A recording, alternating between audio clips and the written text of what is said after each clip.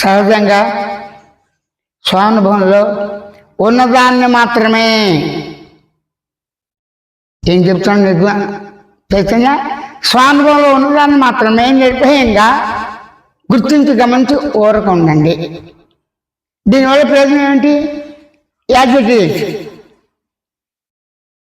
ఎలా ఉన్నానో అలాగే ఉన్నాను అట్లా ఉండటమే స్వయం అనుభవం, స్వయం సాక్షాత్కారం, స్వయం అపరోక్షానుభూతి, స్వయం ప్రత్యక్షానుభూతి.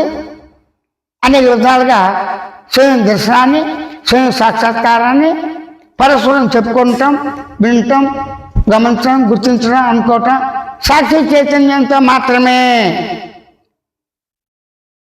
అంటే సాక్షి చైతన్య సన్నిధానం అనే ఈ అనుకునేవాడే అనేక నామరూపాలతో స్వయంగా గుర్తించడా, గమనించడా, తెలుసుకుంటా, మరల శబ్దం కదిలితే, పదార్థం యొక్క కదిలితే నిరంతరము వికారం పరిణామంతో ఉన్నదే పదార్థం.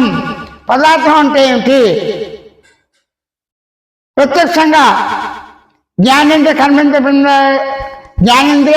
కర్మేంద్రియ ప్రాణేంద్రియాలతో కూడి, చాలా మండం కాల్చేతో కూడి హావ ప్రకటనతో ఈ పదార్థం స్థూలాతి స్థూలంగా, సూక్ష్మాతి సూక్ష్మంగా ఉనికి అస్తిత్వంతోనే, స్వయం అస్తిత్వంతోనే, స్వయం సత్ పదార్థంగా ఉన్నది అని మాత్రమే నిర్గుణ చైతన్య